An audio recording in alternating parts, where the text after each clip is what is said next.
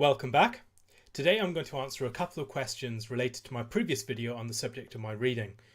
The first is, how do you decide what books to read next? Do you keep a list of books you want to read somewhere? I have used Goodreads for this, but I'm beginning to question if Goodreads really helps all that much. I now have hundreds and hundreds of books marked as to read on Goodreads, and so I'm still sort of unsure what books I should be reading next. Also, do you read a set number of pages per day from each book? How do you go about spending your daily 3 to 4 hours of reading? Also, last question for me. I recognise that it is important to read widely, but I often find that school assignments prevent me from reading the kind of books I want to be reading. School can have me reading a bunch of books on one particular subject, for me theology, and often not the good sort that I'd be inclined to read, but a lot of what I regard as basically junk books. Any advice for students who feel like they don't have the time to read widely and are being forced, as it were, to read narrowly for the duration of their academic careers? Good questions. The first questions on how do I decide what to read next? Various things. I don't have a system. I tend to just take advice from other people. I have a lot of books in my library that I've had on my to read list for quite some time, and they come forward, or something brings an issue to the forefront of my attention and then I read it. So there's no set system at all. I don't use Goodreads.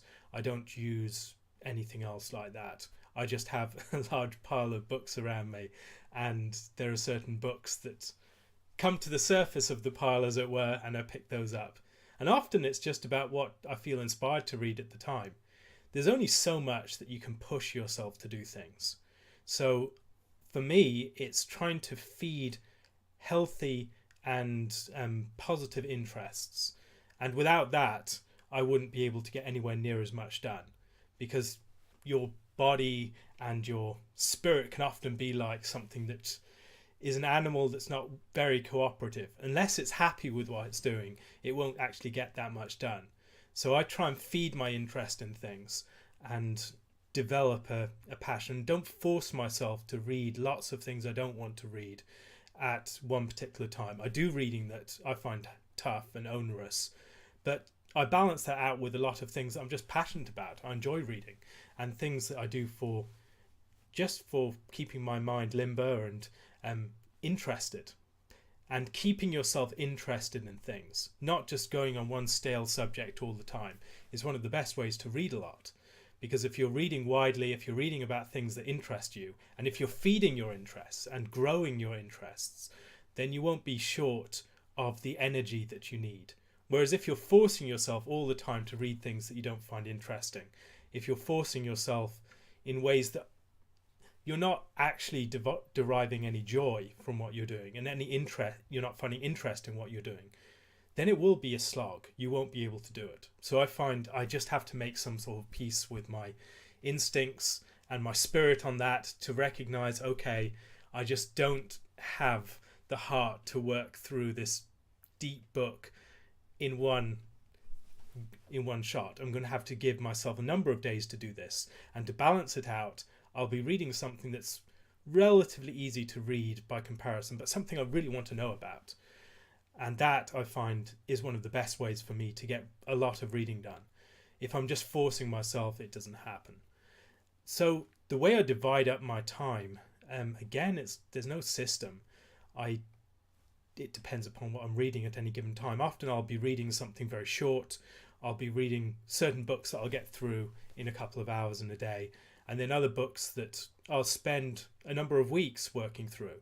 So for instance, the big book on Jonathan Edwards that I've been working through, I've given myself time to chew that over, because it's a book that deserves the time and it rewards the time.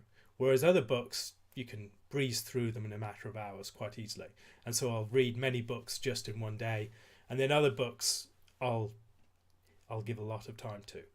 And again, switching things up, giving yourself breaks, and dividing out your time according to your energy levels, attention levels, that sort of thing. I give myself a fairly flexible framework within which to work. So depending on my energy level at a particular time of the day, I might read something really light, or I might read something a bit more tough. When I have the energy to do it and to focus for a sustained period of time, I will do the tough stuff then.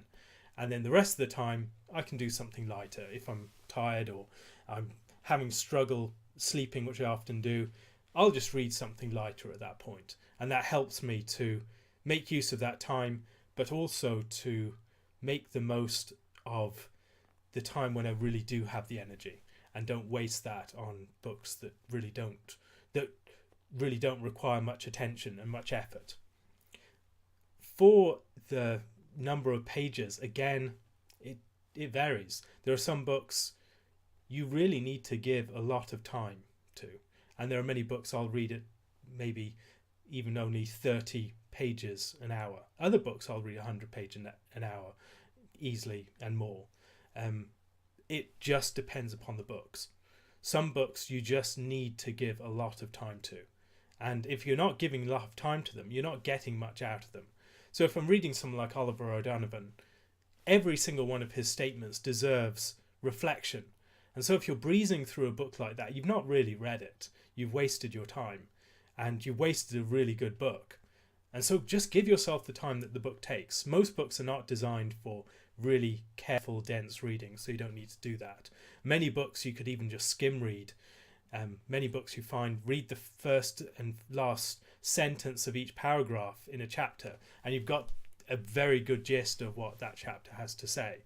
Or pick up a book for the first time, look at the table of contents, look at the conclusion of the book, or look at the introduction, look at the conclusion of the book, and then look at the corresponding sections in each chapter. And you've got the sum total of the book. In many books you can do that because you have a sense of how the gaps will be filled. You know the author well enough to know how things will be filled out. And then you can focus upon particular sections of that. So I don't have a set amount of reading that I set in terms of words or pages. I find I need to tailor that to my energy levels, to the books that I'm reading, and give myself the flexibility within which to work. Otherwise, I just end up beating myself up. And the more these things become attended with guilt and frustration, the less joy you'll find in it, and the less you'll do. So give yourself the time, give yourself take account of your energy levels. If you can't do it one day, that's okay. Do it the next day.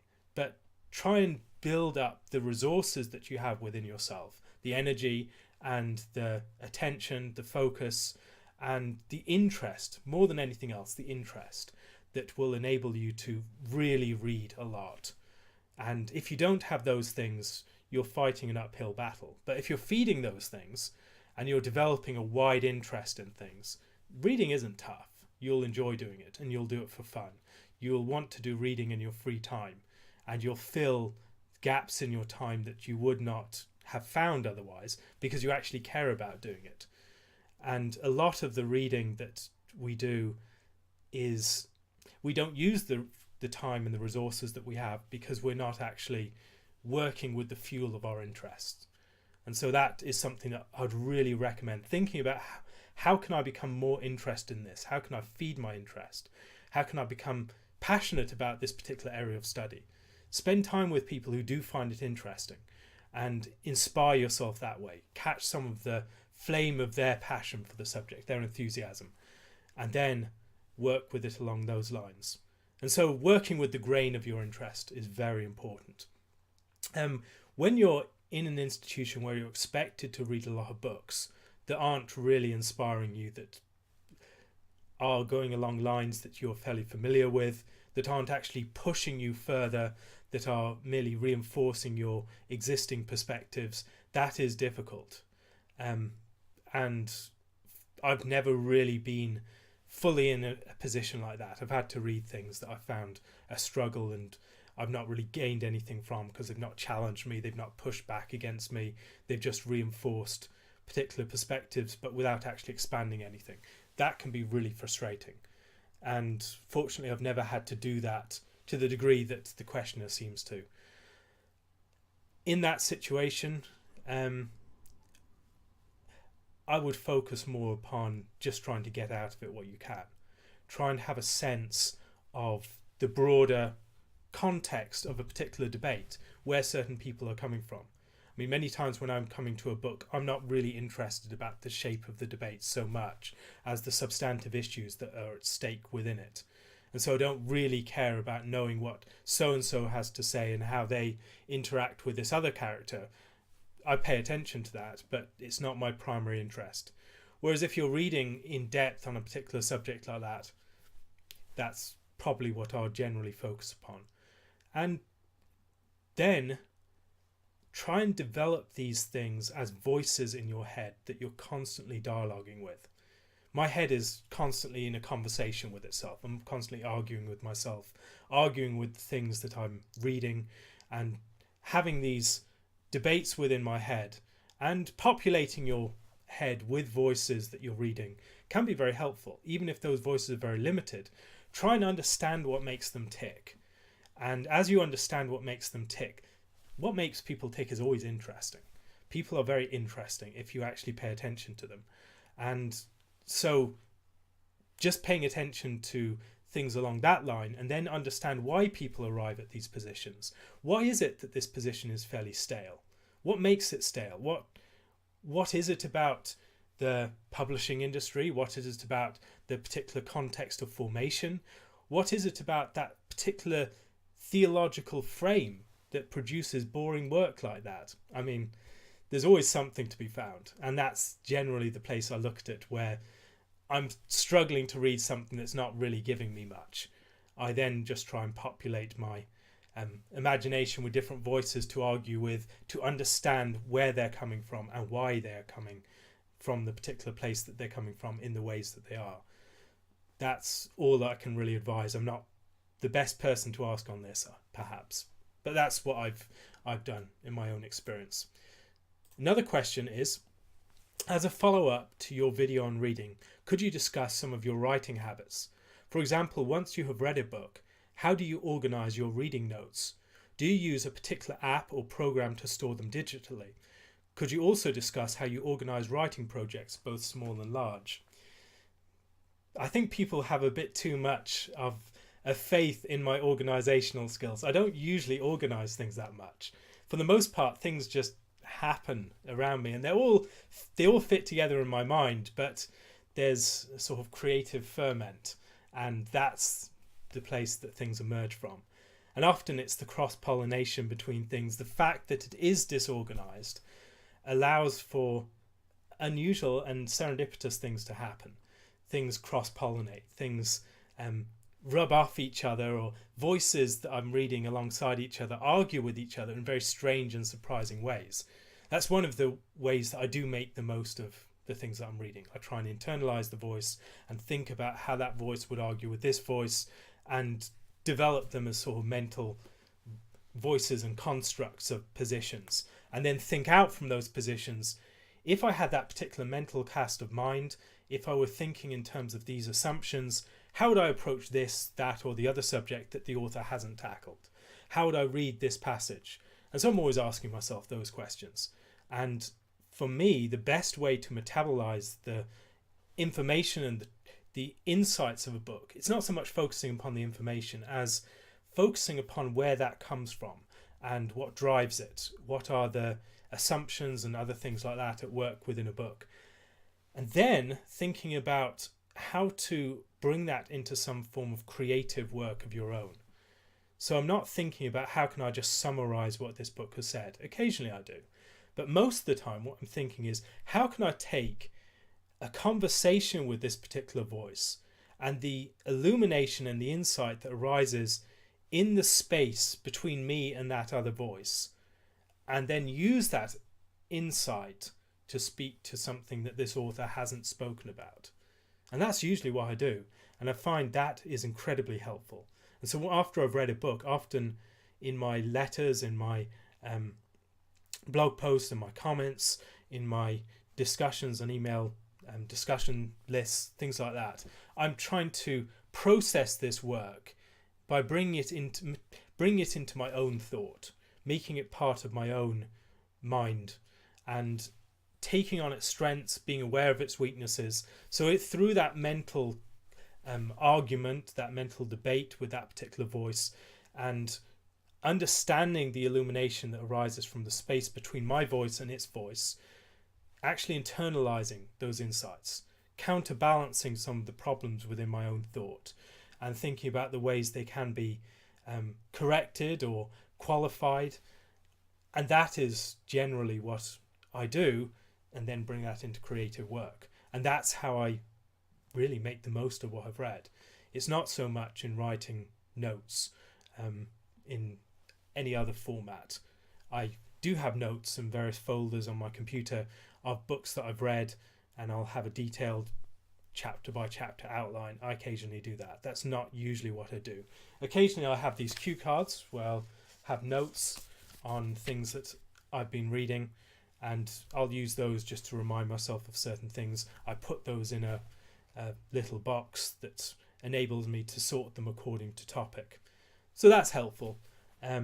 Whenever I'm reading a book, I'll underline, and both underline sentences and underline in the margins, and write notes in order that I might reread that book very quickly. I can refresh my mind on that book just by picking up the book and seeing the things that I've underlined, which will give a précis of the argument and enable me to get my bearings again very quickly. Because your memory is very much about the connections that you can draw with things. And it's not so much, I don't focus upon having all the information in my mind. What I want is to be able to reassemble things very quickly when I need to. So I want to have the particular threads that I could pull upon, and everything else will be drawn up into my memory with it. It will take a while, but I know how to go about it. And so that's the important thing for me. It's just having those means by which you can bring something back to mind. And that doesn't involve having everything in your mind. Rather, it involves knowing where to find certain things, having sketched a route through that material where you can refresh your mind on it very quickly. And that's generally what I do. There's not a great organized process to it. It's very informal. It's working with my weaknesses and my strengths, and learning how to take advantage of memory, how to compensate for the weaknesses of it. And that is usually what I do in the way of notes. So I don't have extensive bodies of notes on books. Occasionally I do, but usually it's just the book itself. I can look at it very quickly, and I can get my bearings within it by the notes that I've left within it, the things that I've underlined, other things like that. How about my writing projects? How do I organize writing projects, both small and large? Again, this presumes that I organize them. Often, again, it is a process of working with the grain of my attention, my energy levels, other things like that on a particular day. And I tend to write with my passions. So I'll have a number of writing projects on the go. They'll be on the back burner for quite some time. And then suddenly I'll have a burst of insight, interest, and then I'll run with that. And that gives me momentum. And often if you're just going into it as a slog, trying to get through it, you just won't get enough done. But if you're going with the burst of energy, you can write 2,000 words an hour at that sort of level. But when I'm just having to write it, it's considerably slower, and it can be like pulling teeth. And so it's maybe like sailing. You have to go with the wind. You have to recognize the wind and turn your sails to the wind, and take advantage of the elements of your personality, of your passions, your interests, what particularly is driving you at a particular time. And so I usually have half dozen documents open on my computer, Word documents, and I'll just visit them at different points, and at certain points they're dormant.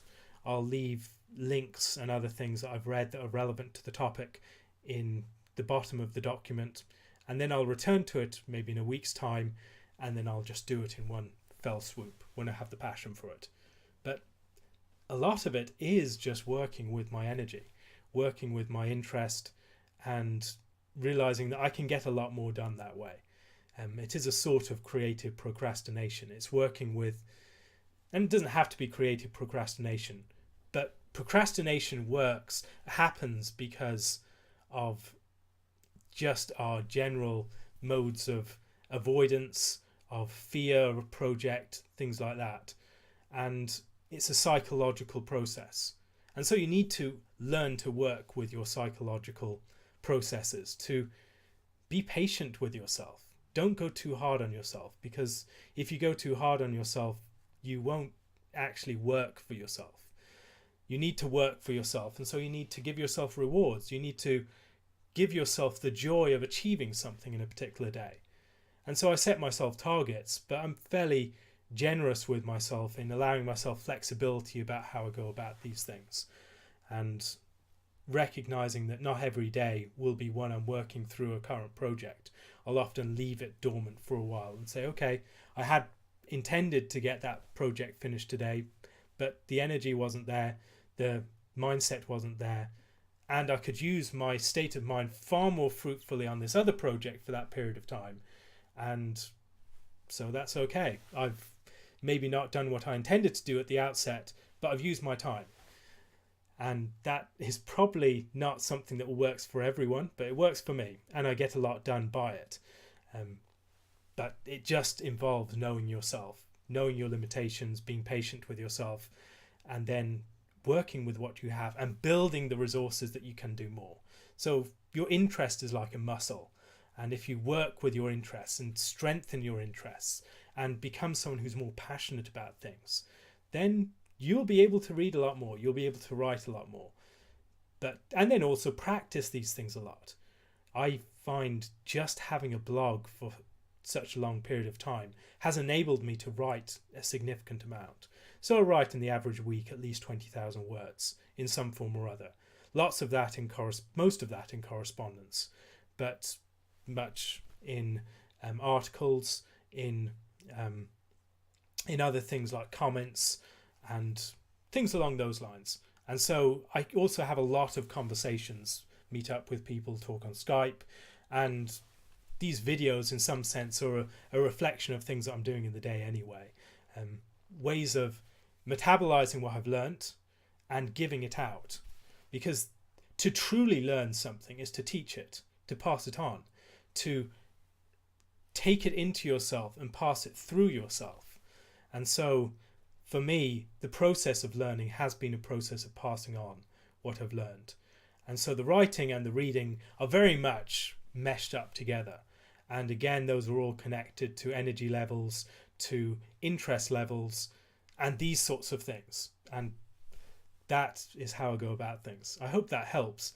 I wonder if anyone else has advice and recommendations for what they found useful, and thoughts on whether they've tried similar things to me, whether they found it useful. Please leave comments on my blog or elsewhere. And Lord willing, I'll be back again tomorrow with another question and answer, or maybe a review. I was thinking of doing a review on the Theology of Jonathan Edwards book. And apart from that, I would recommend that you leave any questions on my Curious Cat account. And if you'd like to support this and future videos, please do so using my Patreon account. And the links for both of those are below. God bless, and thank you for listening.